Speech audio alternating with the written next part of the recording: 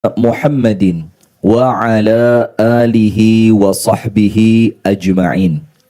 A'udzu billahi minasy syaithanir rajim. Ya ayyuhalladzina amanu taqullaha haqqa tuqatih wa la tamutunna illa wa antum muslimun. Allahumma anta rabbi la ilaha illa anta khalaqtani wa ana abduka wa ana ala ahdika wa wa'dika mastata'tu. A'udzu bika min syarri ma sana'tu. Abu'u laka bi ni'matika alayya wa abu'u bi dhanbi faghfirli fa innahu la yaghfiru dhunuba illa anta. Allahumma inna nas'aluka ilman nafi'a wa rizqan tayyiba wa amalan mutaqabbala. Amin ya rabbal alamin. Amma ba'du.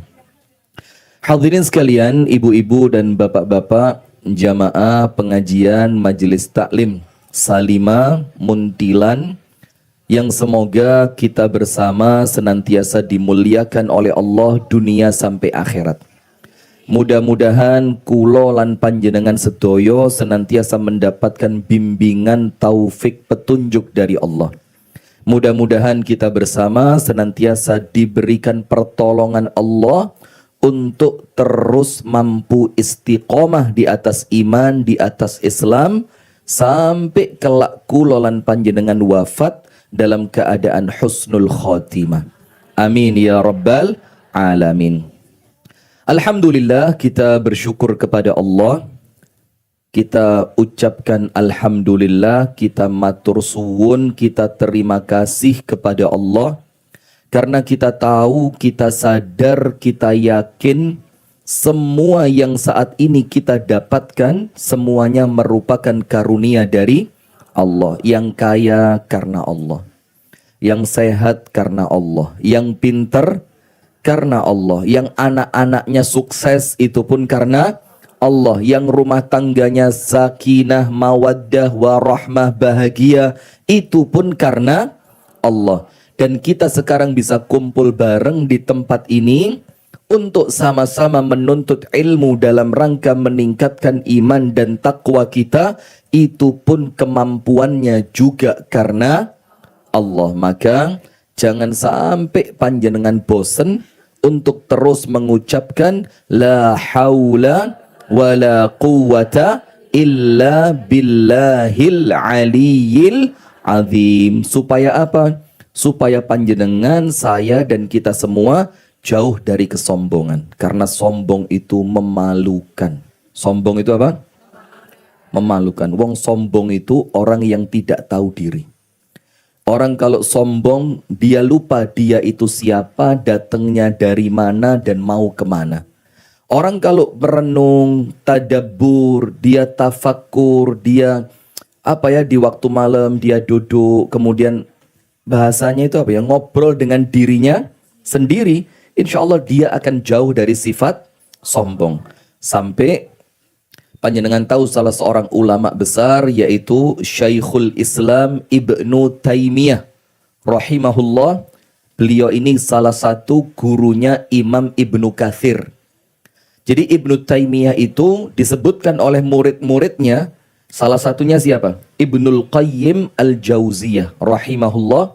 Itu dikatakan tidak jarang kami melihat guru kami itu pergi jauh ke tengah padang pasir, menyendiri, dan sampai lama sekali baru beliau itu kembali.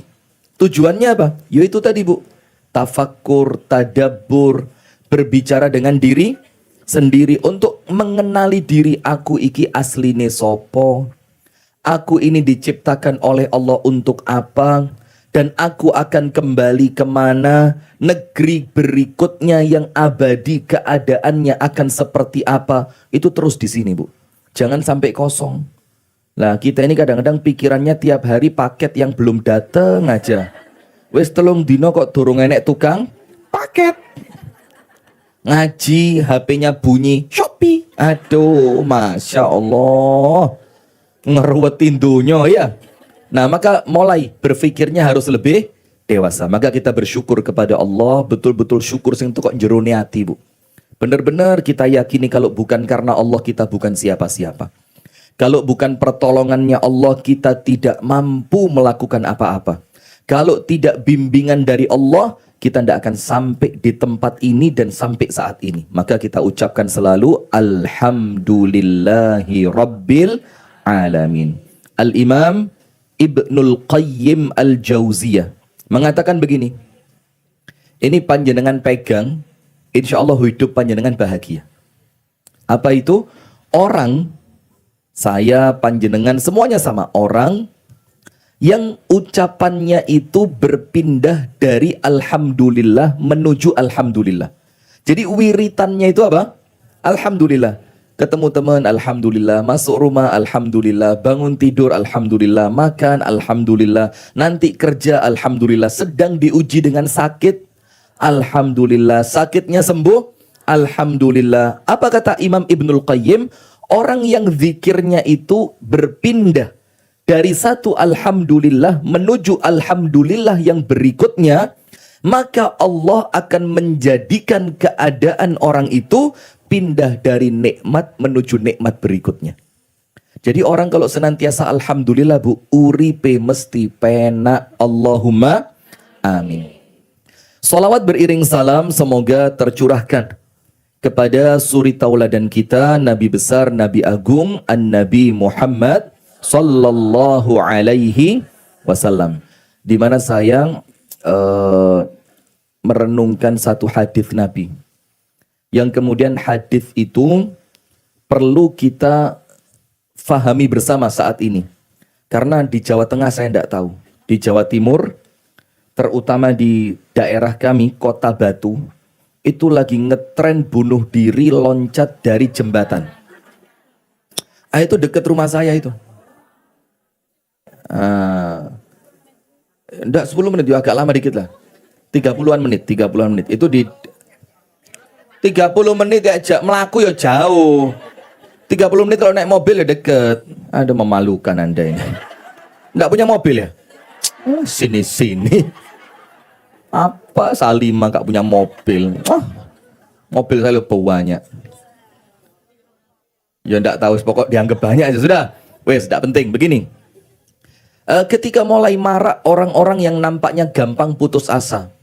Rumah tangga ada masalah sedikit, putus asa. Anak-anak menjadi ujian, putus asa. Kemudian diuji sakit oleh Allah, rodok, abot, titik. Sudah mulai putus asa. Wes pokok gampangannya menungso sekarang itu, Bu, gampang cuklek. Ceklek. Nggih, monggo manut saya ini orangnya gampangan wes ya. Orang itu gampang ceklek, mutungan, ndak punya etos kerja tinggi, hidupnya kurang semangat, hidupnya itu senantiasa diiringi dengan keputusasaan. Maka lihat, ada satu hadis yang kemudian hadis ini untuk siapapun di antara kita yang mungkin merasa sedang dirundung masalah. Mungkin masalah lewat pekerjaan, ekonomi, kesehatan, rumah tangga, orang tua, besan, mertua, wis sak macem jenenge menungso kumpul itu mesti ada masalah, nggih. Nah, sudah, maka Rasulullah bersabda, ceritanya begini, ada seorang ibu di zaman Nabi, ternyata ibu itu kehilangan anaknya hilang.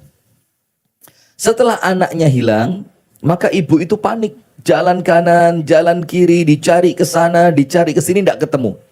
Sampai kemudian Nabi Muhammad SAW tanya, Bu, enten nopo? Nah, jadi Nabi Muhammad itu yang ngerti bahasa Jawa. Jadi tanyanya itu, Bu, enten nopo? Maka ibunya jawab, kulo kelangan anak. Apa yang Rasulullah lakukan? Itu loh, Bu, Islam itu. Islam itu bahagia dengan kebahagiaan orang lain dan sedih dengan kesedihan orang lain. Itulah orang Islam yang diibaratkan oleh Nabi seperti bangunan yang saling menopang satu dengan yang lainnya. Bukan temennya susah dia ketawa, temennya ketawa dia susah. Ini bukan orang Islam, eman-eman. Sudah. Maka Rasulullah langsung merasa iba. Para sahabat dikumpulkan oleh Nabi Muhammad, diperintah, ayo sahabat Nabi, ayo semuanya dibantu ibu ini. Tolong anaknya dicarikan. Tidak lama anaknya ketemu. Setelah anaknya ketemu, digendong oleh salah seorang sahabat Nabi, ibunya lihat. Langsung sama ibunya dikejar, anaknya diambil, digendong, dipeluk, dicium, disayang. Ketika melihat kejadian itu, Nabi Muhammad langsung menggunakan momen itu untuk memberi pelajaran kepada sahabatnya. Apa pelajarannya? Rasulullah mengatakan, "Atarawna hadhihi? Bukankah kamu melihat ibu ini?" Para sahabat bilang, "Enggak, saya melihat ibu ini dengan anaknya." Rasulullah tanya, "Atadhunnu annaha mulqiyatun ibnaha finnar?" Apakah kalian kira ibu yang begitu sayang dengan anaknya seperti ini tega melemparkan anaknya ke dalam api? Atau kalau bahasa kita, mosok sih ibu sing sayang karo anake model ngene iki tega ngobong anake? Tega apa ndak kira-kira? Ndak akan. Maka Rasul tanya, tega ndak kalian lihat ibu ini melemparkan anaknya ke dalam api? Para sahabat itu kompak. Jawab apa? Ndak. Ibu yang seperti ini kepada anaknya tidak akan tega untuk melemparkan anaknya ke dalam api. Panjenengan dengerin. Rasulullah Shallallahu Alaihi Wasallam bersabda, "Wallahi, demi Allah." Atau dalam riwayatnya, "Walladzi nafsu Muhammadin biyadihi." Demi zat yang jiwanya Nabi Muhammad berada di dalam genggaman tangannya, yaitu demi Allah. Lallahu, dialah Allah, arhamu bikum, lebih penyayang kepada kalian sebagai hambanya, min hadhihi biwaladiha, dibandingkan sayangnya ibu ini kepada anaknya. Bayangin Bu, jadi sayangnya Allah kepada kita itu melebihi, melampaui, mengungguli sayangnya ibu kita zaman kita kecil kepada kita dulu. Kita sakit, ibu kita tidak tidur, iya apa enggak? Kita lapar, ibu kita cepet nyuapin kita.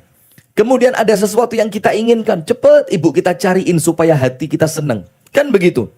Bahkan kalau kita tidur, ibu kita itu rela tidak tidur sampai kita tertidur. Iya apa enggak? Dan ternyata menurut Nabi Muhammad di dalam hadis yang sahih ini, Allah lebih dari sekedar seorang ibu kepada anaknya. Nah, maka dengan itu panjenengan jangan sampai berkecil hati dari rahmatnya Allah. Kalaupun ada masalah, panjenengan pegang satu potongan ayat. Kalaupun sedang ada masalah, panjenengan pegang satu potongan ayat. Apa itu? La yukallifullahu nafsan. Coba. La yukallifullahu nafsan.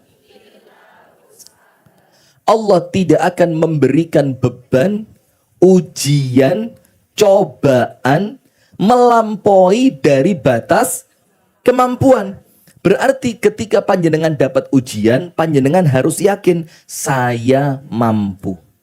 Saya mampu. Tapi ingat, mampunya panjenengan bukan karena panjenengan hebat, tapi karena panjenengan dibersamai oleh Allah. Pertanyaannya, bagaimana supaya senantiasa dibersamai Allah? Jadilah orang sabar. Innallaha, pinter. Innallaha, salimah banget. Ustadznya kalah di sini. Top. Saya belum ngomong disaut sama ibu-ibu. Nah, saya punya cerita menarik mengenai sabar ini sebelum kita masuk ke materi. Pakaian penghuni surga ya. Saya dulu sebelum sekarang ya, sebelum sekarang ya. Betul ya, dulu. Saya itu punya tugas harian. Belanja untuk warungnya umi saya tiap hari nang pasar. Yo lombok, yo tomat, yo buncis, sak macem ya untuk warung. Rawon amanah. Rawon. Ya lengkap sih, soto ada, rawon ada, sop buntut ada, nasi goreng ada, rames ada, ayam panggang ada, ayam goreng ada. Iya, lengkap. Rujak cingur boten enten. Karena umi saya itu tidak suka cingur. Jadi apa yang umi saya tidak suka, dia tidak masak. Itulah orang hebat. Sudah. Saya belanja di waktu pagi. Qadarullah waktu itu, saya mau ngisi pengajian. Dulu banget. Dulu, mau ngisi pengajian. Saya khawatir terlambat. Apa yang terjadi? Saya buru-buru. Sehingga ketika pulang belanja itu, saya pegang anting di sebelah kanan, anting di sebelah... Tahu anting? Iya. Tas belanjaan itu loh. Tas serengkot. Serengkot. Iya, pokoknya itulah ya. Bukan kresek tapi. Tas yang agak besar, keranjang belanjaan itu loh. Ah, ya kan? Kanan kiri dan isinya penuh. Maka saya jalannya duk duk duk duk duk duk duk. Subhanallah, dalam keadaan saya buru-buru, nyenggol pundaknya orang. Dul. Karena bawaan saya berat, maka nyenggol itu di krosol luwi antep. Ini bapak-bapak dengerin, hati-hati di embong, Pak. Sudah, maka nyenggol dul gitu kan. Saya noleh mau minta maaf. Panjenengan tahu beliau nyebut apa? Innallaha ma'as sabirin. Dan subhanallah, kejadian itu tidak saya lupa sampai sekarang. Jadi justru ketika posisi sedang orang itu kalau marah itu pantas, malah dia itu latahnya innallaha ma'as sabirin, memotivasi dirinya sendiri supaya dia tidak marah. Itu saya rasanya, Bu, Ustadz aku apa sampai ya? Kok selamat zaman itu belum terkenal saya ya? Coba terkenal di no. Ustadz terkenal kok kayak gini, sini. Nah, astagfirullah. Nah, maka bagaimana biar pertolongan Allah itu datang? Jadilah orang yang sabar. Kalau panjenengan sabar, Allah dampingi panjenengan tidak pernah putus, tidak pernah pisah. Kalau panjenengan senantiasa didampingi Allah, sebesar apapun masalah akan terasa ringan. Nah, sudah, sip. Ibu-ibu sekalian, alhamdulillah di pagi hari ini materi pengajian kita sampai insya Allah 1:30 siang nanti. Hah? Sampai asar. Kenapa? Sholatnya di mana? Sholat di sini. Jangan khawatir. Nah, sudah. Kita akan berbicara mengenai pakaian penghuni syurga. Nah, panjenengan buka surah Al-Ahzab. Nanti selain Al-Ahzab, saya akan tambahkan beberapa sebagai pelengkap. Surat Al-Ahzab. Ayat berapa? 35. Al-Ahzab, ayat berapa? 35. Yang semua dari kriteria Al-Ahzab 35 itu, oleh Allah diberi ganjaran 2. A'addallahu lahum maghfiratan. Allah siapkan untuk mereka ampunan, wa ajran azima, dan pahala yang besar. Pahala besar itu panjenengan buka tafsir artinya adalah syurga. Nah, maka ketika dosa kita diampuni, kemudian Allah menjamin kita masuk syurga, maka kriteria-kriteria itu harus kita miliki. Setuju mboten? Setuju mboten? 2029 tetap presiden yang lama. Setuju? Astagfirullahaladzim.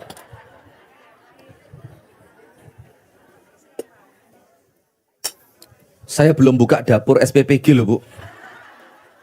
Nanti kalau saya sudah punya 20 gitu enggak apa-apa, ini durung 12.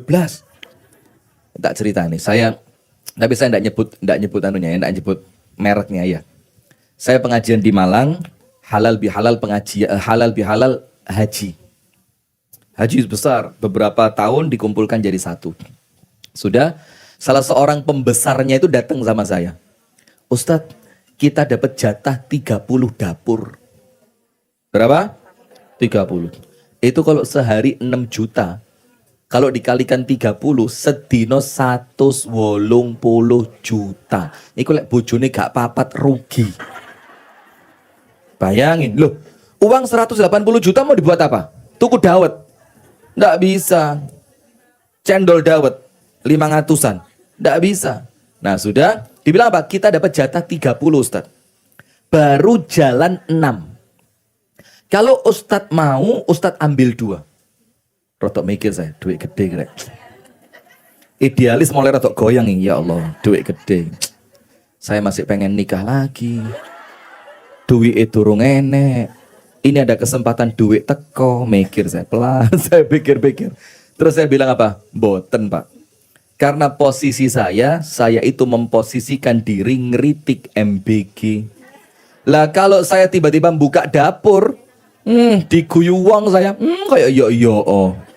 Kayak yes solek ngeritik entuk duit lah kok di tompo. Nah, maka saya tolak. Tapi sudahlah, bismillah wis.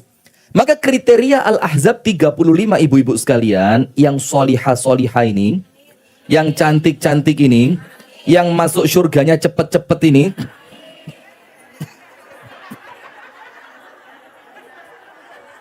kenapa kok jadi heboh? Kenapa?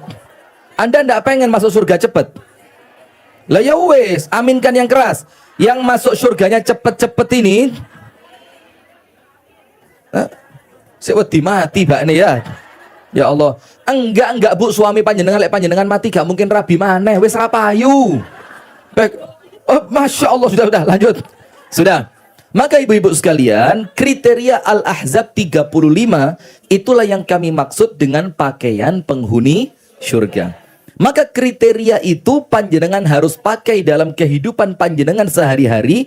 Kalau itu menjadi ciri khas panjenengan, maka Allah menjamin panjenengan dapat dua. Nomor satu, a'addallahu lahum maghfiratan. Allah siapkan ampunan untuk mereka. Sekarang saya mau tanya, kita perlu ampunan Allah apa tidak? Keliru. Al-Ahzab 35. Sini. Anda baca sampai terakhir Bu. Lah Ustadz kok diuru ya.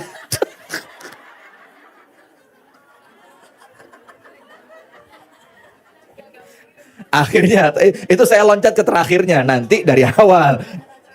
Oh, pernah kejadian seperti ini ya? Pernah. Waktu kami iktikaf, kemudian saya punya kamar khusus di masjid itu yang tidak boleh masuk kecuali saya, karena saya pengen fokus. Sudah setelah tausiah subuh, saya jelaskan mengenai surat Wal Asri. Surat apa? Wal Asri. Sabar, dengerin. Anda kok kayak cerita saya Anda ini. Surat Wal Asri. Saya jelaskan semua, selesai. Ketika selesai, saya turun, masuk ke kamar saya. Ada satu jamaah ketok pintu. Tok, Ustadz, boleh masuk? Penting enggak? Saya bilang, penting Ustadz. Masuk dia. Setelah dia masuk, Ustadz maaf, Ana mau mengingatkan. Mulai. Dukur semangat timbang ilmu yang ini. Boleh, silakan. Tadi Ustadz salah nyebut. Tadi suratnya itu surat Wal Asri Ustadz. Antum sebut surat Al-Asr. Oh. Saya bilang, oh yaudah terima kasih. Coba ambilkan Quran dulu. Saya mau ngecek suratnya. Saya suruh buka Quran, saya suruh ngecek. Gak ketemu Wal Asri. Kok enggak ada Ustadz Wal Asri? Oh mungkin beda cetakan ini, saya bilang. Coba cari Quran cetakan Madinah. Buka cetakan Madinah, digoleki mana daftar isi. Enggak ketemu Wal Asri Ustadz. Cari Quran Surabaya. Ada zaman di tempat kita itu ada Quran cetakan Surabaya terkenal. Zaman dulu sudah. Sudah dicek lagi. Loh kok enggak ada Ustadz? Masa enggak ada? Loh katamu Wal Asri. Lah itu Ustadz, surat Wal Asri itu. Sudah saya bilang, sekarang coba dicari Al-Asr. Cari mana? Ketemu Ustadz. Wacon. Wal Asri. Wah lah podo Ustaz. Lah ini lho model semangat ilmu kurang. Tapi enggak apa-apa, jangan dimarahi, nanti cuklek kesian ya, karena dia mengingatkan itu niatnya ikhlas untuk memperbaiki. Betul enggak? Sudah, sabar Ibu. Sudah. Maka Allah siapkan dua ganjaran besar untuk mereka. Nomor satu, a'addallahu lahum maghfiratan. Allah jamin dosa panjenengan diampuni. Dan kalau berbicara maghfirah, itu beda dengan kafarah, mukaffirah. Kalau mukaffirah itu umumnya dosa kecil. Dosa kecil. Seperti apa? Salat satu sampai salat yang berikutnya. Kafaratun lima bainahuma. Menghapuskan dosa di antaranya. Misalkan, panjenengan salat subuh. Terus mangke zuhur panjenengan salat malih. Lek salat tuh nggih. Panjenengan lak mboten salat ta? Salat. Luar biasa ya, sekarang ya enggak ya. Sudah, maka dosa panjenengan dari subuh sampai zuhur itu oleh Allah di kafaroh, dihapus. Tapi kalimat kafaroh yukaffiru, takfir adz-dzunub, itu untuk apa? Untuk yang umumnya dibilang dosa-dosa kecil. Nah, tapi kalimat maghfirah itu yang difahami oleh para ulama itu untuk dosa yang besar. Itu sama Allah diampuni. Nah, maka ganjaran pertama Anda akan diberi maghfirah oleh Allah. Sekarang saya mau tanya, kita ini butuh enggak sih ampunan Allah itu? Kenapa? Banyak dosa. Kok bisa banyak dosa? Manusia, khilaf. Terus, kenapa kok kita ini banyak dosa? Ada sebabnya. Orang itu akeh kumpul akeh dusone, akeh gaul akeh dusone, akeh konco akeh dusone. Maka disebutkan di dalam penjelasan para ulama, asbab terbesar untuk selamat dari fitnah di akhir zaman itu cuma satu. Asbab terbesar, jadi faktor yang paling besar untuk kita selamat dari fitnah di akhir zaman. Itu yang paling top satu. Apa itu? Luzumul bait. Tinggal di rumah ojo metu kecuali perlu. Lah sekarang Bu, tinggal di rumah saja. Grup WA. Padahal sudah tinggal di rumah. Subhanallah. Begitu susahnya. Nah, maka karena memang kita ini orang yang Allah ciptakan dalam keadaan gampang dosa. Masjid dosa, pasar dosa, majelis taklim dosa. Loh, di majelis taklim itu ada dosa loh Bu. Iya, ngelihat jamaah yang lain, ngaji kok jilbabe kayak ngono. Apa ya raisin. Yang satunya lagi, berukut teram apa ya raungkep ngono. Yang lain lagi, ngaji kok di internet sing lanang ora keren. Ya lek sing lanang ganteng tuwek peyot elek masuk. Nah, itu di tempat pengajian. Di masjid ada dosa. Apa di masjid? Ada orang ngajinya keras, pamer, dumane pinter. Ada orang ngajinya pelan, kuatir konangan lek raiso. Coba. Ada orang sholatnya lama, riak, cek ketok lek sholate khusyuk. Ada orang sholatnya cepet, ngapa ya diterima sholat kayak ngono. Masya Allah di masjid. Di rumah, boyo tambah nemen. Nah, maka dengan itu Bu, mau tidak mau, sadar ataupun tidak, kita butuh ampunannya Allah. Kita butuh ampunan Allah. Sampai dikatakan oleh salah seorang sahabat Nabi, beliau bilang apa? Satu saja dosa kita tidak diampuni oleh Allah, satu tok. Yang kemudian satu itu oleh Allah tidak diampuni, itu sudah cukup untuk menjadikan kita masuk neraka. Na'udzubillah min dzalik. Tahu seorang perempuan ngurungi seekor kucing. Tidak dilepas untuk cari makan sendiri, tidak pula diberi makan secara cukup. Sampai kucingnya apa? Mati. Masuk mana perempuan itu? Masuk neraka. Dakhalat imra'atun an-nar fi hirratin. Ada satu perempuan masuk neraka gara-gara kucing. Kenapa kucingnya itu? Habasatha hatta matat.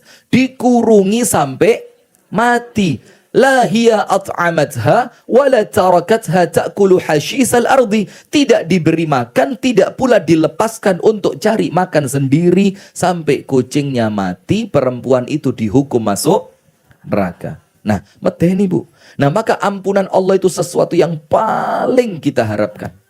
Maka yang pertama, Al-Ahzab 35, Allah jamin mendapat apa?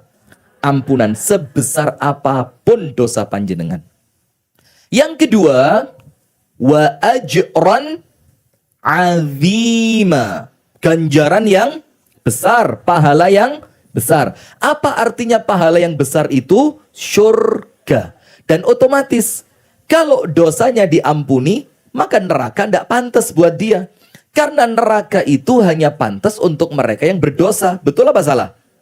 Nah, maka ketika ampunan dia dapatkan, otomatis tempatnya dia di mana?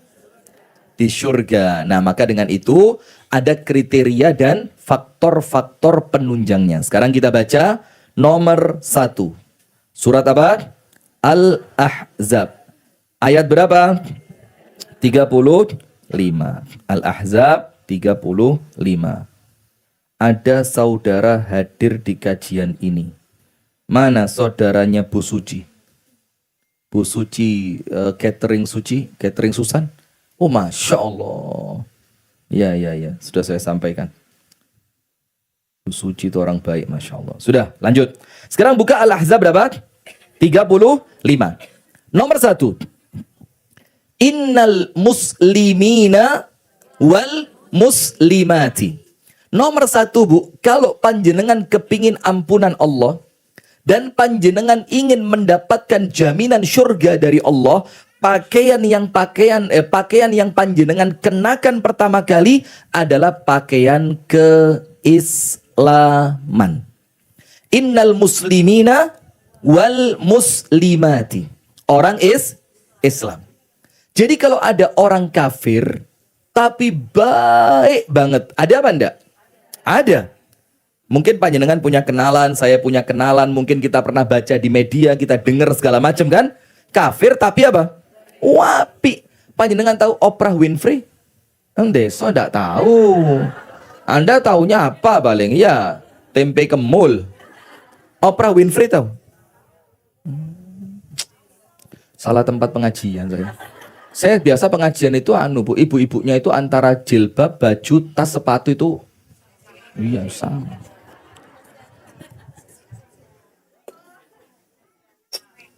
Terus masuk itu harus screening dulu.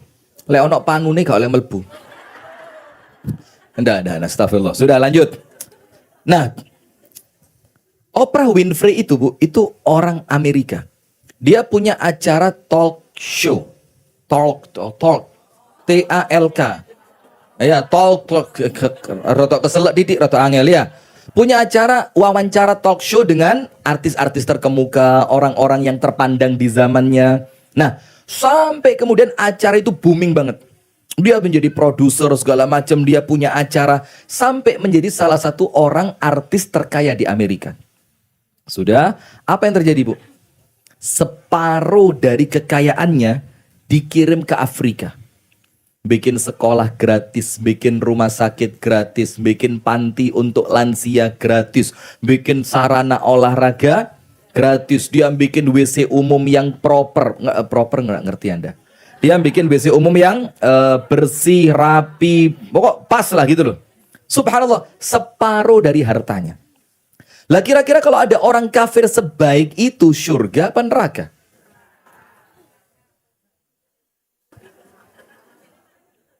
Surga apa neraka? Neraka. Jangan ragu. Innal ladzina kafaru min ahlil kitabi wal musyrikina fi nari jahannama khalidina fiha Nggak pakai abada. Ulaika hum syarrul. Mereka itu seburuk-buruknya ciptaan Allah. Orang-orang kafir itu. Bahkan disebutkan dalam Al-Quran, mereka lebih hina dibanding binatang ternak. Punya telinga tidak mau dipakai mendengarkan. Punya mata tidak digunakan untuk memperhatikan. Punya hati tidak digunakan untuk memahami. Sampai ketika ayat-ayat Allah dibaca, mereka berpaling. Allah mengatakan apa? Kal an'ami balhum adhal. Mereka seperti binatang ternak, bahkan lebih rendah. Kenapa? Binatang ternak itu uripe mek loro, mangan dan kumpul, mangan kumpul, mangan kumpul, mangan kumpul. Itu binatang ternak. Tidak ada mikir bagaimana memudahkan manusia, bagaimana bermanfaat untuk orang. Tidak pernah dipikir sama dia. Nah, maka ketika orang itu ingin masuk surga, pakaian pertamanya wajib Islam. Innal muslimina wal muslimat. Bagaimana dia menjadi Islam? Gampang. Hanya dengan mengucapkan 2 kalimat syahadat, dan itu kalimat syahadat dia ucapkan dengan keyakinan di dalam hati. Maka setelah dia mengucapkan 2 kalimat syahadat, maka artinya sampun login. Nggak ngerti Anda. Bahasa saya berat, Bu. Saya di desa itu enggak pernah ngaji saya. Saya ngajinya di kuto-kuto. Kuto Solo ing dadi kenangan. Nah itu kuto. Nah, saya kalau ingat Solo kok ingat sesuatu ya. Sudah? Login itu kalau masuk komputer itu klik login langsung masuk dalam program, Anda bisa fungsikan itu komputer. Nah, maka cukup dengan mengucapkan 2 kalimat syahadat. Nah, setelah itu baru kebaikan-kebaikan dia oleh Allah dihitung. Kalau dia belum Islam, Bu, saapi-api orang, kalau dia belum daftar menjadi orang Islam, kebaikannya tidak akan dicatat. Saya mau tanya sama panjenengan, mosok sih Ustadz, orang kafir walaupun baik tidak masuk surga? Tidak masuk. Bagaimana logikanya Ustadz? Begini, ada anak SD, sekolah mulai kelas 1 sampai kelas 6. Ketika ujian, nilainya jelek tapi lulus. Karena mulai awal dia daftar, dia mulai kelas 1, naik kelas 2. Sekarang pertanyaannya, pantas tidak dia dapat ijazah? Pantas, karena sudah lulus. Asli ijazahnya, jelas asli. Mulai kelas 1 sampai kelas 6. Tolong kamera. Saya tidak ikut-ikut saya, panjenengan. Tidak berani saya. Nah ini asli jelas ini. Kemudian ada orang lain, anak lain, pinter pol. Ketika dikasih ujian, anak yang lulus tadi dengan nilai jelek, dia bisa mengerjakan nilainya 100. Tapi tidak pernah daftar. Dapat ijazah apa enggak? Dapat ijazah apa enggak? Lo pinter lo. Bisa ngerjain soal. Kalau ujian pun bakal lulus. Kenapa enggak dikasih ijazah? Enggak daftar, maka tidak tercatat, tidak diakui. Lah beliau itu daftar apa enggak ya kok enggak punya ijazah itu? Kenapa? Nah sudah, maka seperti itulah gambaran gampangnya Bu. Saapi-api menungso kalau belum daftar dengan 2 kalimat syahadat, kebaikannya tidak tercatat. Faham betul? Maka nomor 1, kalau pengen masuk surga, pakaian pertama yang dikenakan harus pakaian Islam. Pakaian Islam itu bukan berarti baju muslim, bukan seperti itu. Tapi apa? Mengucapkan 2 kalimat syahadat yang dengan itu panjenengan masuk ke dalam agama Islam. Nah sekarang perhatikan. Bunuh diri dosa besar, dosa kecil? Besar, kecil? Besar. Ada satu hadis riwayat Imam Muslim. Orang yang bunuh diri khalidan mukhalladan finnari. Sak lawas-lawase ora iso metu abadi di dalam api neraka. Sekarang saya mau tanya, kalau yang bunuh diri Islam bisa keluar dari neraka atau tidak?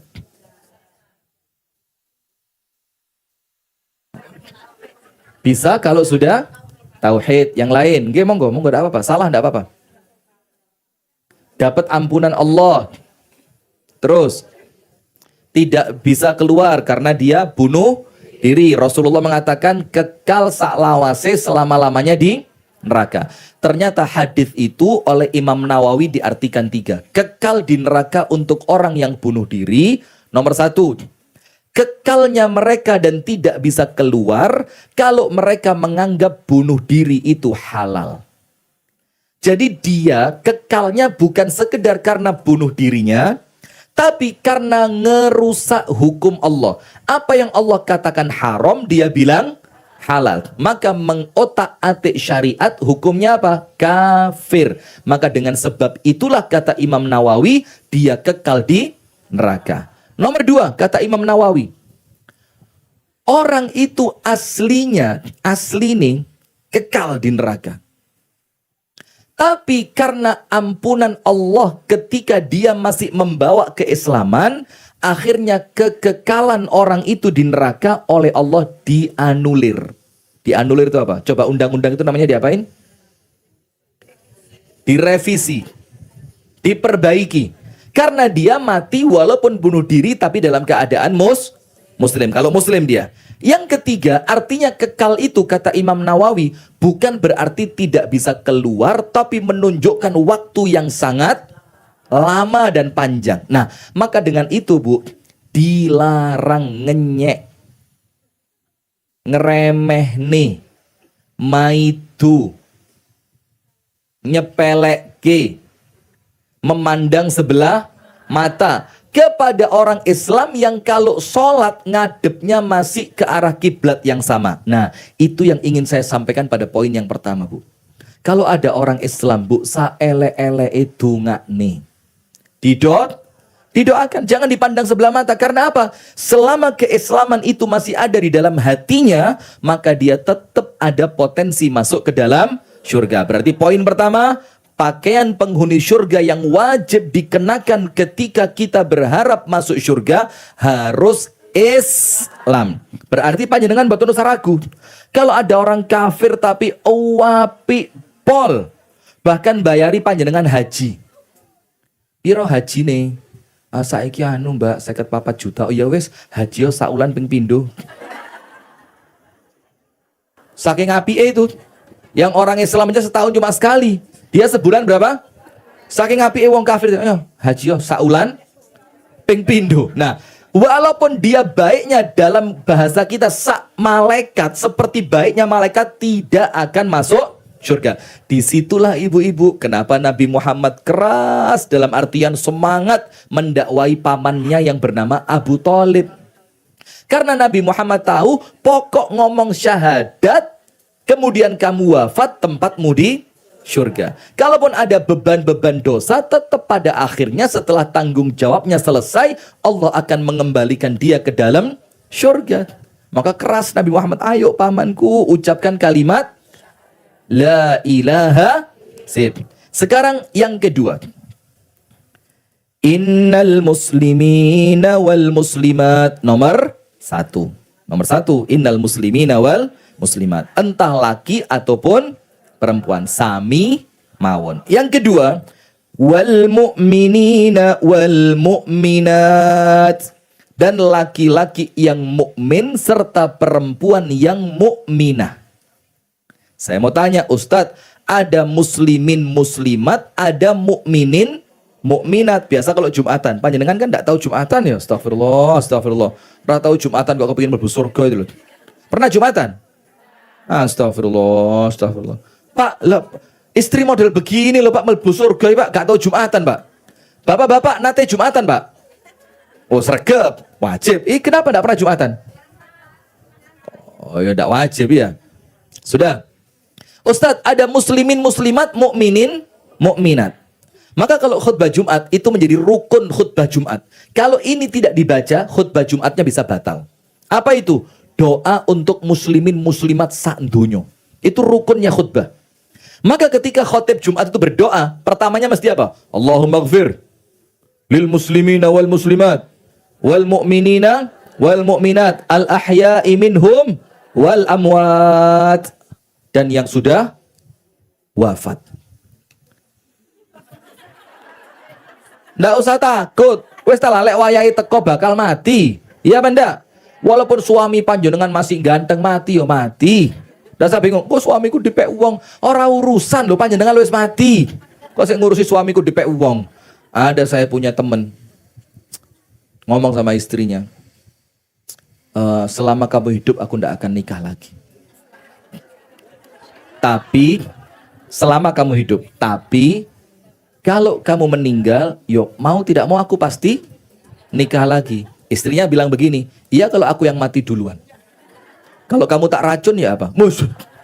Sudah, kata suaminya, yuk kalau aku mati duluan ya beda urusan. Kata istri apa? Tetap kalau aku mati kamu nikah lagi, tak datengin dari kuburan.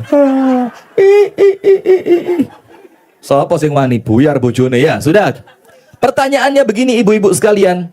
Ada muslimin wal muslimat, mukminin wal. Bedanya apa? Bedanya apa? Saya mudahkan. Islam itu amalan fisik. Pokok sholat, syahadat, sholat, zakat, puasa, haji. Pokok yang 5 ini jangkep, panjenengan Islam. Panjenengan Islam.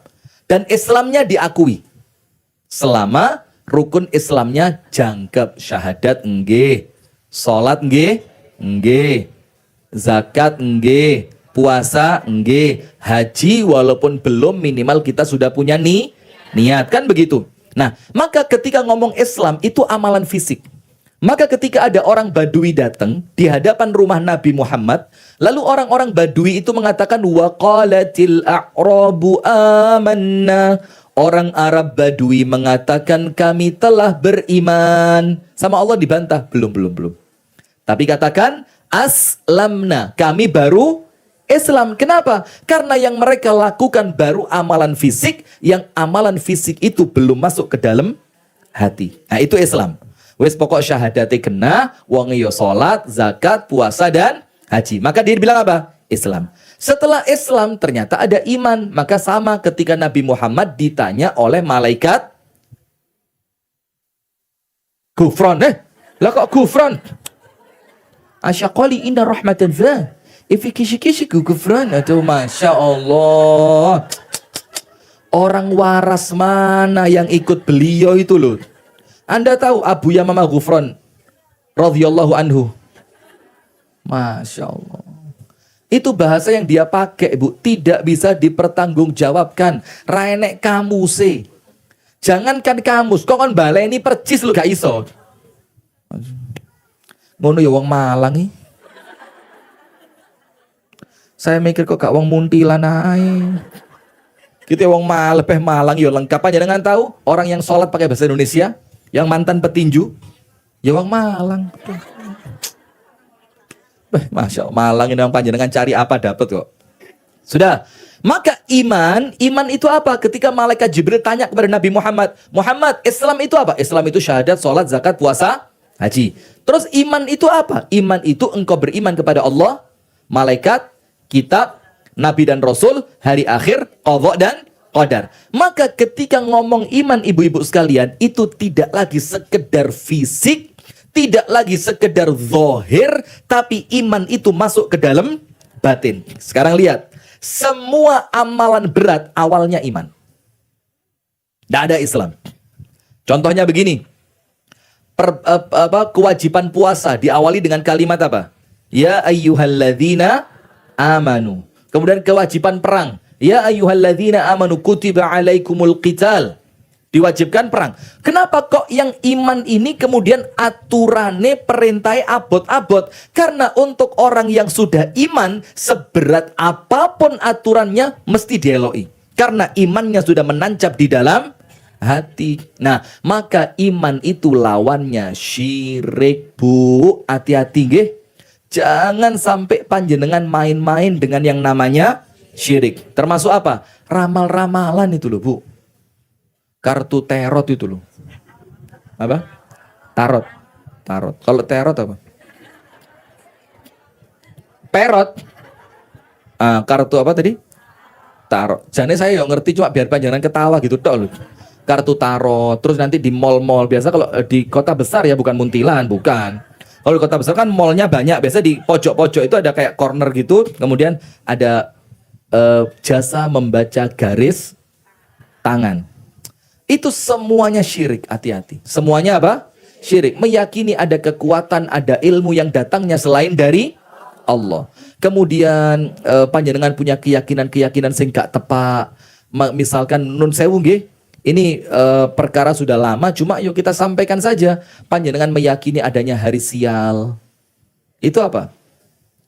Tatoyur, syirik, termasuk at-tiyaratu syirkun, perbuatan syirik. Kemudian gak oleh dino iki, soalnya dino iki gak dino api. Itu bisa jadi mengarahkan pada syirik. Nah, selama panjenengan kepingin berpakaian penghuni surga, maka syiriknya dilepas dulu. Yang dipakai baju apa? Iman. Islamnya sudah, sekarang apa? Iman. Dan iman itu masuknya di dalam hati. Nah, maka iman itu, Bu, amalan hati, iman kepada Allah. Yang menjadikan seseorang merasa senantiasa diawasi oleh Allah. Ada kemarin pejabat kita, Bu, ombudsman atau apa itu, baru seminggu dilantik ditangkap sudah. Baru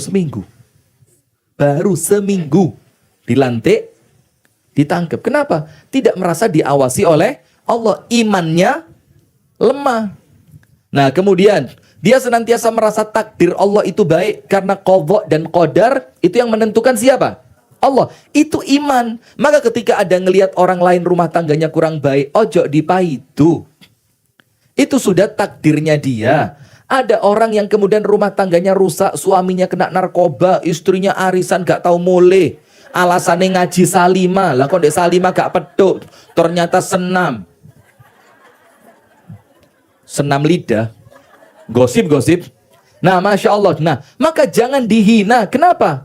Karena semua itu di dalam keimanan kita, kita meyakini itu pembagian takdir dari Allah. Sip. Nomor 2, iman.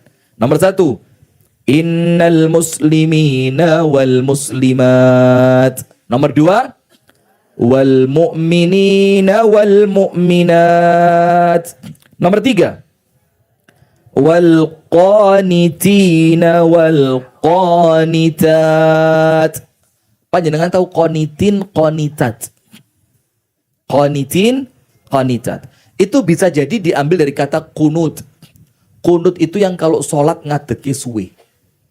Ketika Rasulullah ditanya, sholat apa yang terbaik? Rasulullah mengatakan, tulul kunut, yang berdirinya lama. Artinya qanitin dan qanitat itu orang yang tunduk pada aturan Allah, gak kadek protes. Jadi ini tingkatannya naik terus, Bu. Tingkatannya apa? Naik terus. Mulai yang Islam tok, yang penting Islam lah wis.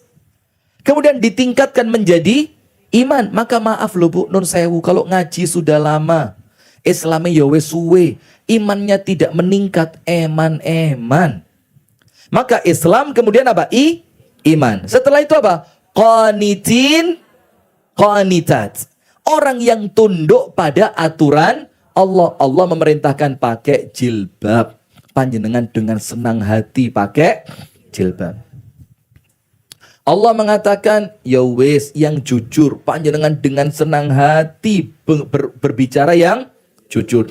Ketika Allah mengatakan puasa di bulan Ramadan, wajib panjenengan puasa dengan senang hati. Tunduk dengan aturan Allah. Panjenengan tunduk mboten? Tunduk mboten? Calon penghuni surga, amin. Tunduk mboten? Ketika Allah mengatakan laki-laki boleh beristri lebih dari satu,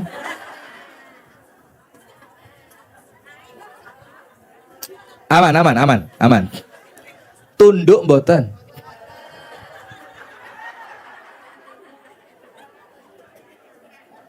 Ini syariat pilih-pilih ini kayaknya ini ya. Ibu-ibu yang di belakang, ketika Allah mengatakan para suami diperbolehkan beristri lebih dari satu, panjenengan tunduk nopo mboten, Bu? Berarti yang ketiga kita lewati aja ya, langsung 4. Ayo 4. Wassadiqina, ngawur dilewati. Jelasin dulu. Wal qanitina wal qanitat. Contohnya begini, Bu, tunduk patuh dengan aturan Allah, ndak protes blas. Dan ini tidak mungkin muncul kecuali dari orang yang keimanannya sempurna. Panjenengan tahu ceritanya Julaibib?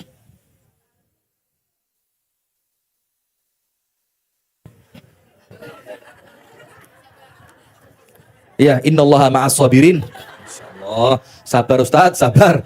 Ya inilah jamaah antum Ustaz. Saya kapan waktu? Ya mudah-mudahan orangnya tidak tersinggung ya. Mau ke Jogja bulan lalu sama Abu Syanum sama kakaknya, berempat sama Pak Anto bantu nyetir. Berhenti di Jombang beli bensin. Saya buka jendela mobil saya. Bukan mobil saya, mobil yayasan. Saya buka gitu kan. Saya di sebelah timur, ada mobil di sebelah barat. Itu si suami di bangku sopir, si istri di sebelahnya. Itu HP-nya diginiin ke arah mobil saya. Saya tahu, wah, keruh kayak itu wong iki. Jendela mau saya tutup nanti dikira sombong, gak ditutup kok dikira narsis seram, kan gitu ah. Sudah, daripada salah tingkah tak sopo. Bu, Ustadz, Ustadz, sewenang dia, sama kameranya gak mandek-mandek. Subhanallah. Panjenengan tahu, yang berbahagia itu ketemu Ustadz tadi. Yang saya ikuti loh ceramah Ustadz di TikTok, bagus, saya kirim terus ke suami saya ini, gitu kan. Anda tahu Bu, suaminya tatunya penuh, seret, pakai kaos singlet, si istri matanya ada tindiknya, ada pakai jilbab. Saya dalam hati Bu, ya Allah jamaahku kayak gini. Masya Allah jamaah saya. Tapi saya alhamdulillah, karena apa? Yang seperti itu saja mau dengerin. Mudah-mudahan menjadi jalan kebaikan. Allahumma amin. Jadi kalau ngelihat Salimah seperti ini, ya enggak kaget saya, biasa saja. Yang lebih dari Anda ada kok ya. Jadi ketika saya cuma tanya Julaibib, Anda tidak ngerti, biasa, tidak apa-apa. Julaibib itu begini Bu, laki-laki yang insya Allah panjenengan tahulah ceritanya. Cuma mungkin panjenengan belum ngeh iki sing dimaksud sopo gitu loh. Julaibib ini laki-laki sahabat di zaman Nabi yang secara perawakan Bu gak pantas rabi. Maaf ge, karena sahabat Nabi tidak boleh dicela ya kan. Badannya tidak tinggi, wajahnya tidak tampan, orangnya tidak kaya dan tidak punya kedudukan. Rasul tanya, ya Julaibib, ama tatazawwaj? Julaibib, kok gak rabi?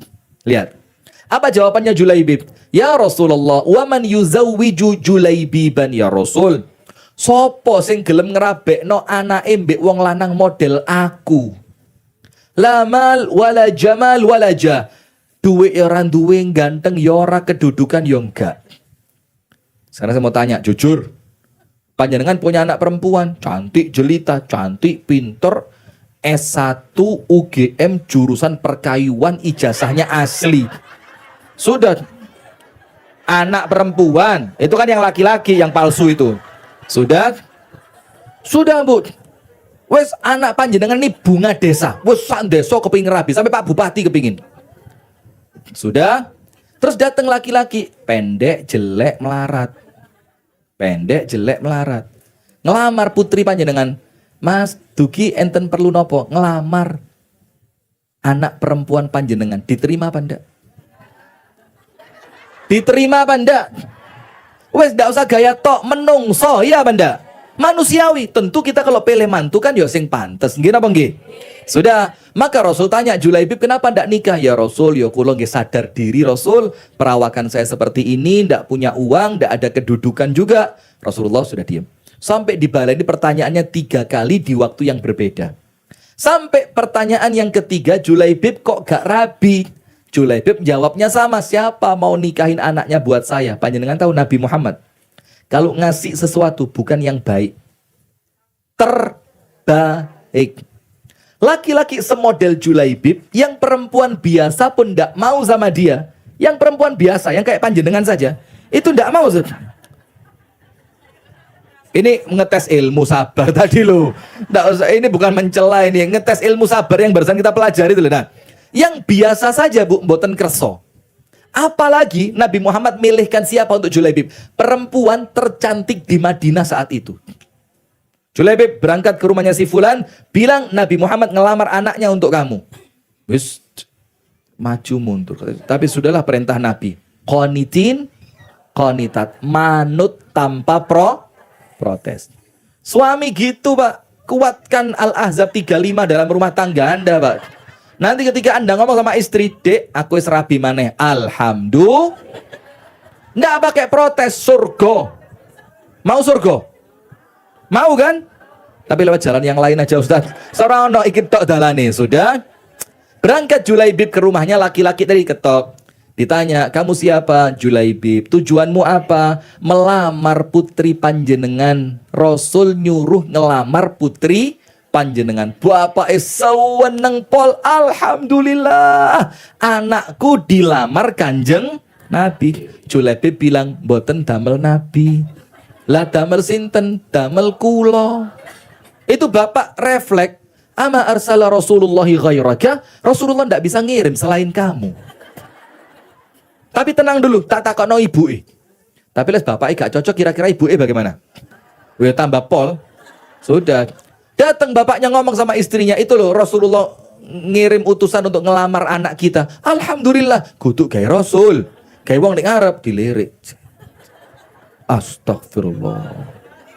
Sama ibunya bilang apa? Amar arsala Rasulullah ghairah. Rasulullah tidak bisa ngirim selain dia.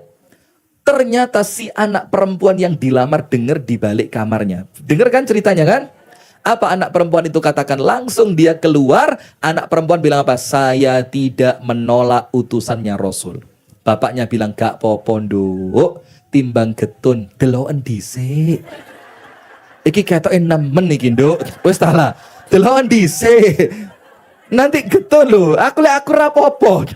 Masya Allah dilirik. Tetep tak terima. Bapaknya bilang, "Nduk, istighfar sih. Ayat kursi nduk, ta'awud." Wudhu, ndak wudhu. Ya ndak, maaf. Sudah, dibilang apa? Ndak. Selama itu utusannya Nabi, tidak akan saya. Itu loh bu, qanitin, qanitat. Subhanallah. Nikah apa ndak? Nikah. Malam pertama, belum sempet kumpul. Ada panggilan perang, sama Julaibib, perempuan cantik itu ditinggal. Sampai pada akhirnya Julaibib wafat di medan perang. Apa kata Nabi Muhammad? Bidadari surga rebutan.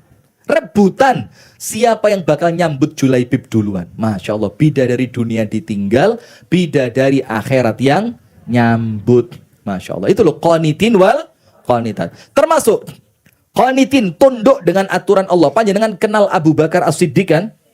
Itu dapat gelar As-Siddiq karena apa? Ketika Isra Mi'raj, ya kan, Nabi Muhammad cerita, tadi malam saya berangkat ke Baitul Maqdis, dinaikkan ke Sidratul Muntaha, balik lagi ke Baitul Maqdis, hari ini saya telah sampai kembali di Mekah, ndak makan waktu semalam, kata orang kafir Quraisy apa? Gendeng. Lawang berangkat ke Baitul Maqdis 3 bulan, kok ini semalam wis balik. Ditanya, kamu lihat apa? Diceritakan, betul. Kamu ketemu siapa? Diceritani, betul. Tetap orang kafir tidak percaya. Senang orang kafir, ini yang kami tunggu dari Muhammad ini. Dulu kami menuduh Muhammad itu gila, tapi kami tidak punya bukti.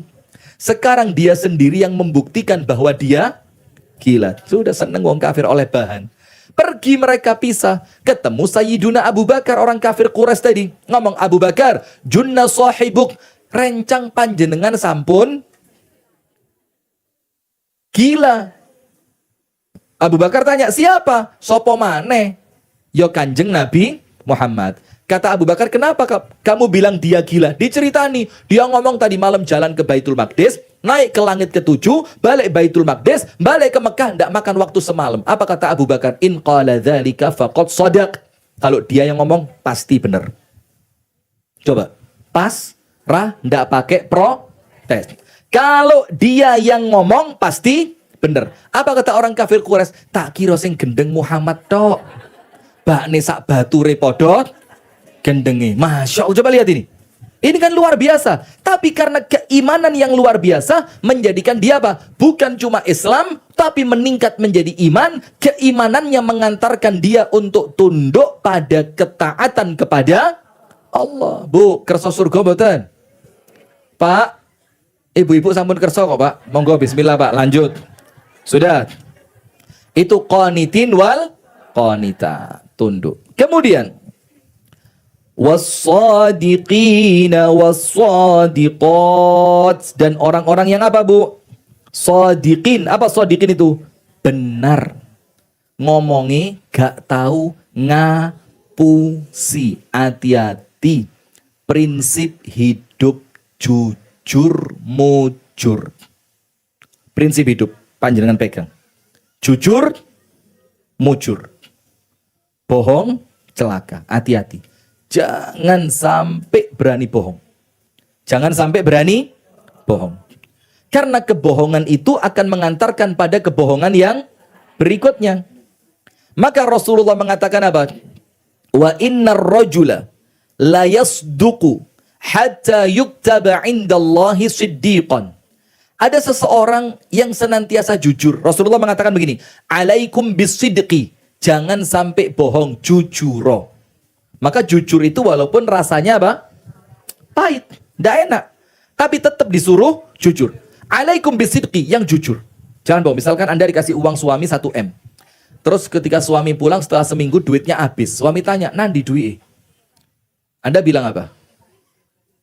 Anu berangkat nih MT Salima nang umroh. Tak bosi kabeh. Padahal uang 1 M itu dia pakai untuk apa? Shopping, Paris, Singapura, Kuala Lumpur.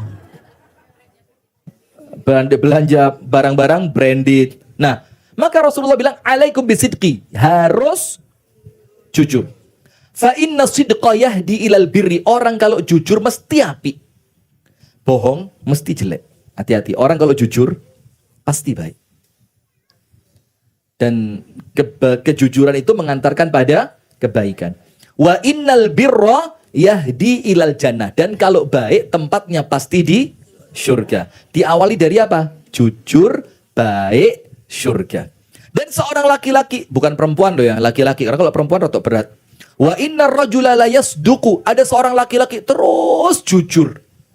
Hatta yuktaba indallahi siddiqa. Sampai dia tercatat di sisi Allah orang yang jujur. Akhirnya apa? Allah masukkan dia ke dalam surga. Wa iyyakum wal kadzib. Ojo sampai ngapusi.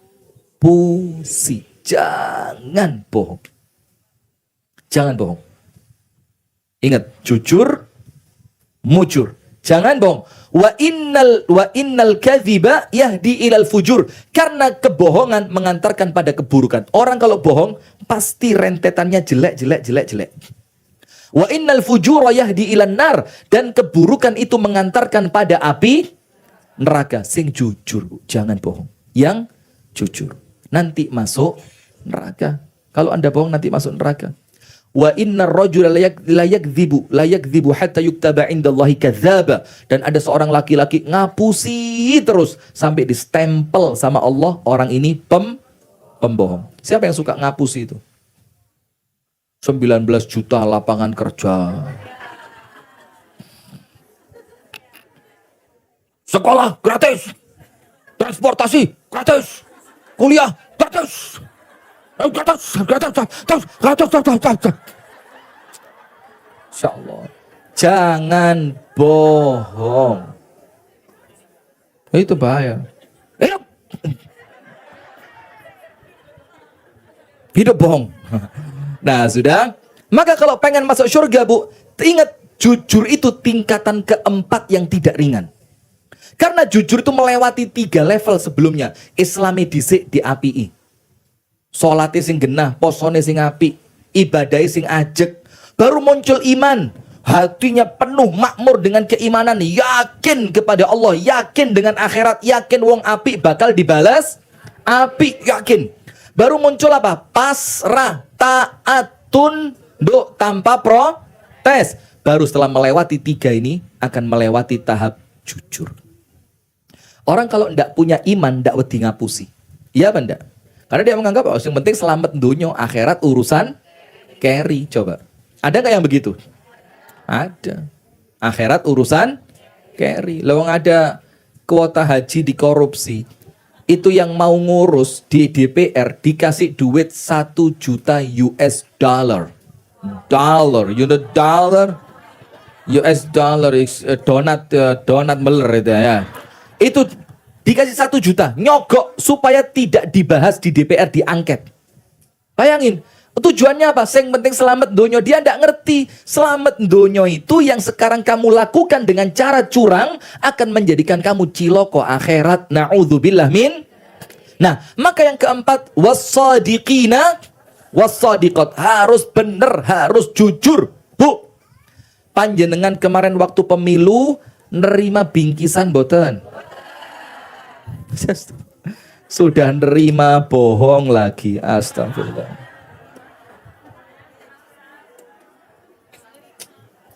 Nerima bingkisan boten enten berase, enten gula. Dengerin dulu. Beras, gula, minyak, kopi, teh. Uangnya 200.000, ada mie instannya 5 plastik. Nerima boten?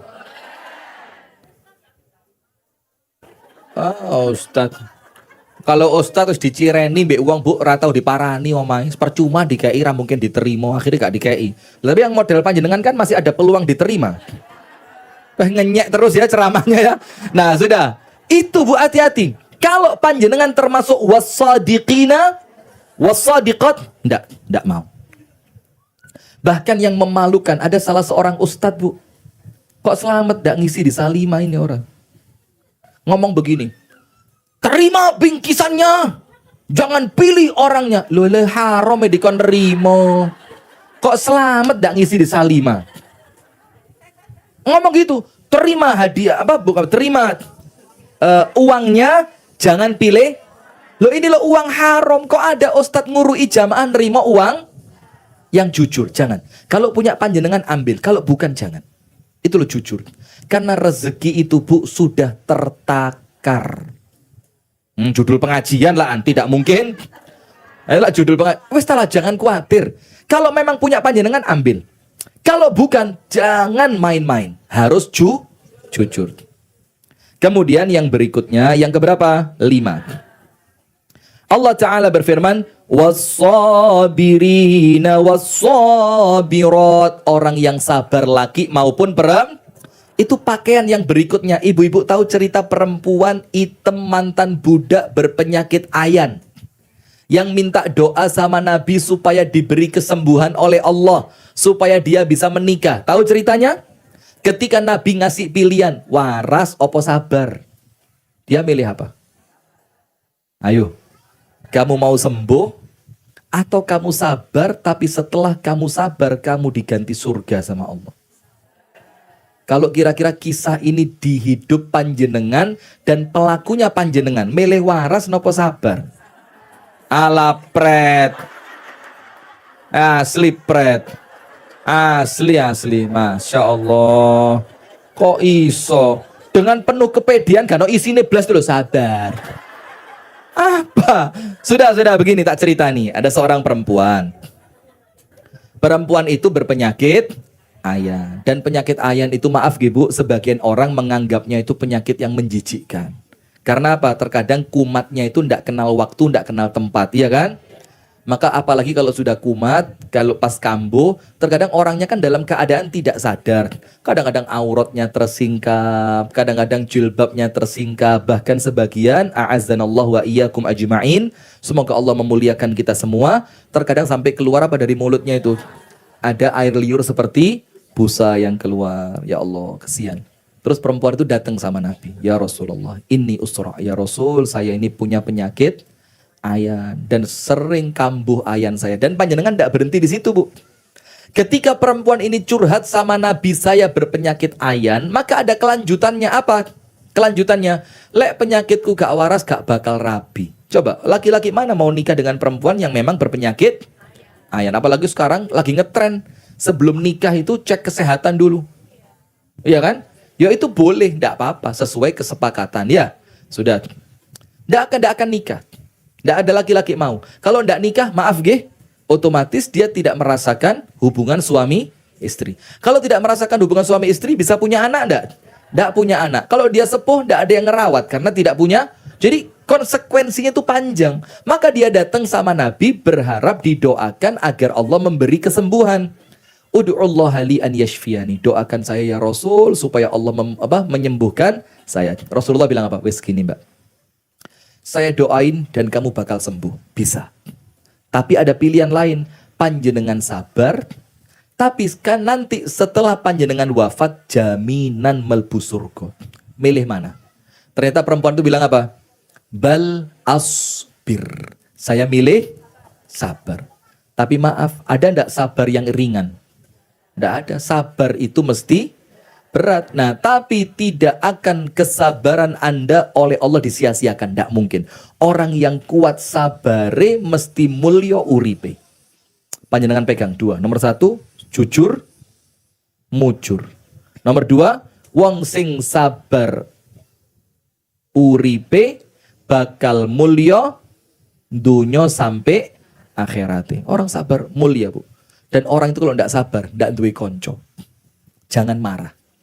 Orang itu kalau ketemu teman pemarah, males dia. Karuan golek liane. Ya Banda? Kalau panjenengan kepingin bersahabat selamanya, saya punya kunci. La taghdab, la tufraq. La taghdab, la tufraq. La taghdab, la tufraq. Jangan marah, kamu tidak akan pisah. Punya teman, punya sahabat, punya karib. Pokok Anda tidak marah, dia tidak akan pisah. Lo namanya menungso enek kurang luwe biasa. Gila bang, kepada anak, sabar. Sama suami, sabar. Dalam rangka ibadah, sabar. Menjauhi maksiat, sabar. Ada ujian sing rodo abot, sabar. Kenapa begitu? Karena sabar ini ada derajatnya sendiri di surga. Nah maka kalau mau masuk surga, Bu, kelambi ini kelambi apa? Sabar. Islam, iman, taat, jujur, sabar. Angel kabeh. Semakin lama semakin susah. Yang berikutnya, wal khashi'ina wal khashi'at, orang yang khusyuk. Khusyuk itu apa, Bu? Ibadahe mantep melbu nang jerone ati. Ngajine khusyuk, posone khusyuk, salate khusyuk, haji lan umrohe khusyuk. Khusyuk itu artinya apa? Menjalankan dengan penuh kesungguhan. Gak main-main ngaji, HP matiin. Lah kita ngaji HP moro. Enak-enak alif lam mim Shopee. Dalikal kitab Shopee. Gak khusyuk. Kalau ngaji fokus. Siapkan waktu khusus, siapkan tempat khusus, dan gangguan itu dihilangkan. Itu khusyuk. Salat khusyuk. Dan salat khusyuk itu ilmu yang pertama kali oleh Allah akan dicabut dari dunia ini. Khusyuk di dalam salat. Memang susah, Bu. Khusyuk dalam salat itu tidak semua orang bisa. Saya pernah sekali, mungkin saya pernah ceritain di sini atau belum, saya lupa. Saya punya masjid itu yang biasa saya salat itu di pinggir jalan. Kalau malam Ahad malam itu biasa banyak wisatawan bis-bis mampir sholat ke sana. Pas saya datang, saya bawa motor Matic, HP saya taruh di bawah setir, ada kotaknya kan kecil. Ketika dashboardnya itu, ketika itu saya lihat waktu qomat kurang beberapa detik saja. Akhirnya saya cepet-cepet, karena saya mau ngimami ke sana. Setelah saya cepet, saya lihat jamaah sudah mulai banyak, sudah sholat. Niatnya karena jamaah wake, kate pamer lek suaraku enak. Astagfirullah, lah itu loh, menung saya astagfirullah, dosa tok. Rakaat pertama, sabbihisma rabbikal a'la. Rakaat kedua, hal ataka hadithul, niat. Salat Allahu Akbar. Sudah, Al-Fatihah selesai, mau sab, eling HP kundik sepeda. Masjid rame, wisatawan sing aku ra kenal. Iku lek HP nek sing nilpun moro-moro murup konangan lek di pedaku enek HP. Langsung berubah, inna a'tayna wal asri. Sabihis ilang ganti inna a'tayna, al-ghasyiyah ilang ganti wal asri. Itu loh orang kalau tidak khusyuk. Orang kalau khusyuk, Urwah bin Zubair kakinya dipotong ketika sholat gak keroso. Sahabat Nabi kena panah 3 kali, tembus di dadanya 3 kali pas sholat gak keroso. Ada seorang mujahidin pulang perang petang wulan gak ketemu bojone. Setelah pulang istrinya tampil cantik, pakai baju minyak wangi, menggoda luar biasa. Ngomong sama istrinya, tak witir dulu. Tak witir dulu. Masuk ke tempat sholatnya, ndak keluar kecuali azan subuh. Itu kalau sholatnya apa? Khusyuk. Nah, maka kita perlu, Bu, wal khasyi'ina wal khasyat. Jadi sholatnya dilatih. Ojo syukur sholat. Wes yang penting sholat gugur eman-eman. Wong sholat itu bisa dinikmati kalau panjenengan mau. Kemudian yang berikutnya, wal mutasaddiqina wal mutasaddiqat. Apa? Wal mutasaddiqina wal mutasaddiqat.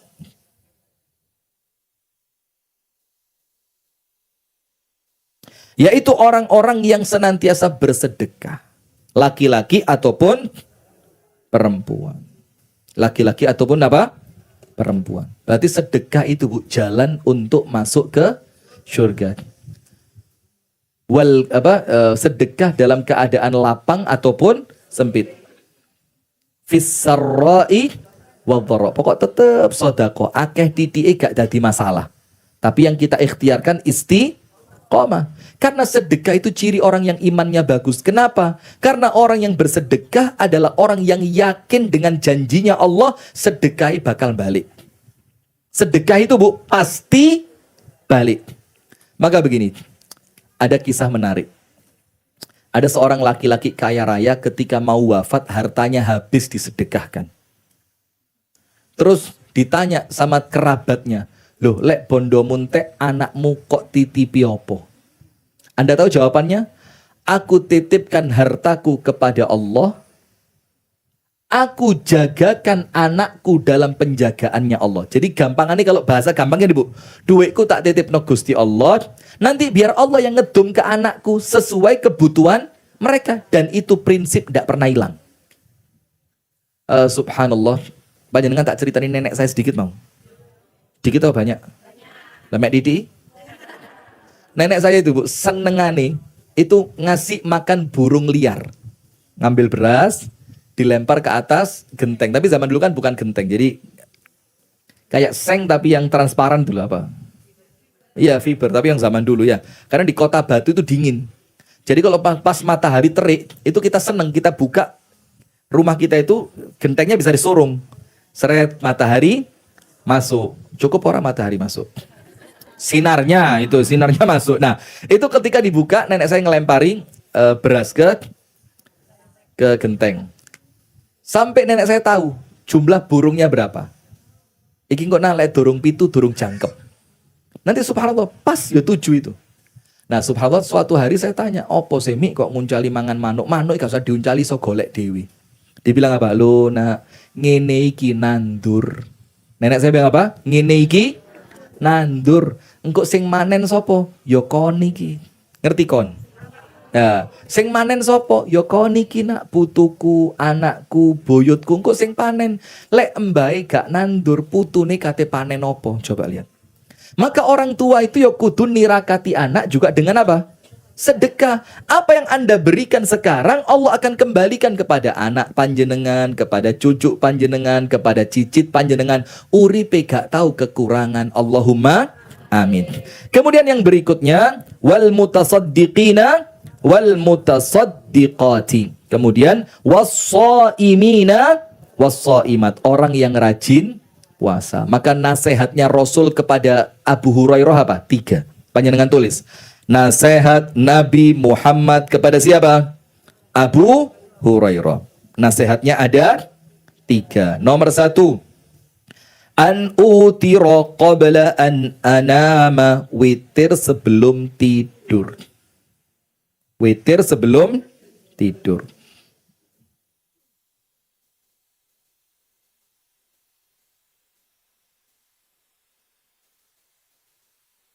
Yang kedua, wa an usolli raq'atai ad-duha. Salat 2 rakaat di waktu duha.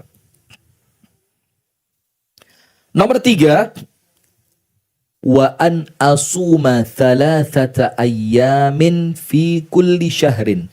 Puasa 3 hari di setiap bulan. Itu yang kalau ibu-ibu biasa ngomongnya ayyamul bid. Walaupun selain ayyamul bid pun boleh. Sing penting saulan kudu ono posone minimal berapa?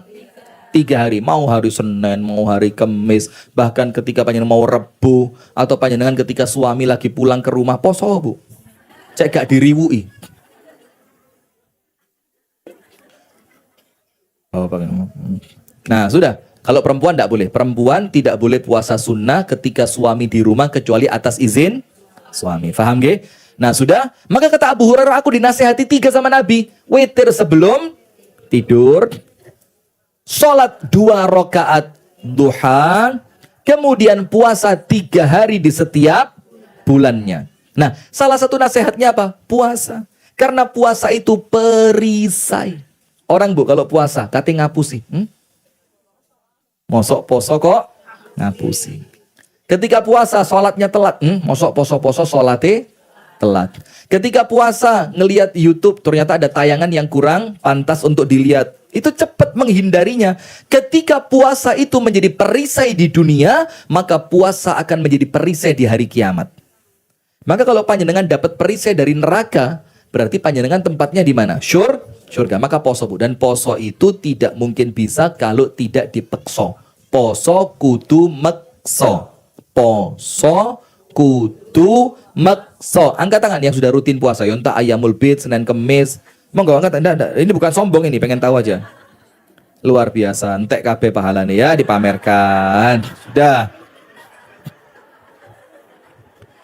Yang berikutnya, was-shaimina was-shaimati. Kemudian wal hafidhina furujahum wal hafidhat. Orang-orang yang mampu menjaga kehormatan, dalam tanda kutip, faham gak? Dia menjaga kemaluannya, entah laki ataupun sekarang Bu medeni. Saya punya temen babin Pak Babin, polisi Babin.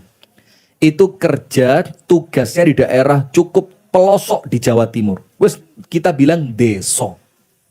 Itu Bu, ketika dia keliling ke SMP, sanes SMA. Itu ketika sidak handphone, tidak sedikit dari anak-anak SMP itu menyimpan video-video tidak senonoh. Bahkan porno video benar azanallah. Kita ngomong aja kadang-kadang rotok saru ya. Bahkan ada satu anak SMP perempuan ketahuan apa? Punya grup WA yang di grup WA itu dia jual video pribadinya. Anak SMP. Jadi dia bikin video dirinya sendiri, dijual. Foto harganya beda, video harganya beda. Bagian atas beda, bagian bawah beda, full beda. Dan itu ketahuan ketika disidak ke rumahnya, ternyata apa? Orang tuanya tidak ada. Orang tuanya kerja di luar negeri, dia tinggal sama neneknya. Terus ketika ditanya, kalau tidak begini, saya hidup uang apa? Coba. Medeni, Bu. Maka doa yang banyak. Nah, maka orang-orang yang mampu menjaga kemaluan mereka, entah laki-laki ataupun perempuan. Terakhir, yang keberapa berarti? 10. Wadzakirin-allaha katsiran wadzakirat, yaitu orang-orang yang senantiasa tidak pernah putus lisannya, senantiasa basah dengan zikir. Subhanallah, walhamdulillah, wala ilaha illallah, Allahu akbar, wala haula wala quwata illa billah. Terus duduk zikir, berdiri zikir, di rumah zikir, di tempat kerja zikir, sambil jalan zikir, ketika masak juga zikir. Alladzina yadhkurunallaha qiyaman wa qu'udan wa ala junubihim. Orang yang senantiasa zikir entah dalam keadaan berdiri atau duduk atau tidur, zikir terus. Nah, mereka 10 kriteria ini, Bu, yang kalau panjenengan agem itu apa? Panjenengan pakai mulai yang pertama al-muslimina wal muslimat sampai yang ke-10 wadzakirinallaha katsiran wadzakirat. Itu kalau panjenengan pakai, itulah yang akan mengantarkan saya dan panjenengan semuanya ke dalam syurga. Allahumma amin. Saya tambah satu sebagai penutup. Apa Ustadz? Rasa malu. Rasa malu. Apa rasa malu itu, Bu? Yo isin ngene ojo rapantes. Karena sekarang ada bahasa yang mulai hilang dari Jawa ini. Apa itu? Saru. Ojo le saru. Ojo nduk saru. Atau bahasa yang semisal ora ilo. Ada enggak sekarang? Kalau untuk anak-anak muda enggak ada. Mungkin yang sepuh-sepuh aja. Kok ngono ya Mbak, saru. Itu yang sepuh. Yang anak-anak kecil sudah enggak ada. Nah, maka rasa malu itu juga termasuk kunci pakaian penghuni syurga. Baik ibu-ibu sekalian, itu yang dapat kami sampaikan. Semoga ada manfaatnya. Kurang dan lebihnya saya mohon maaf. Saya kembalikan kepada MC kita di siang hari ini. Jazakallah khairan kasiran kepada Ustadz atas penyampaian materi yang sangat luar biasa dan mencerahkan dengan tema pakaian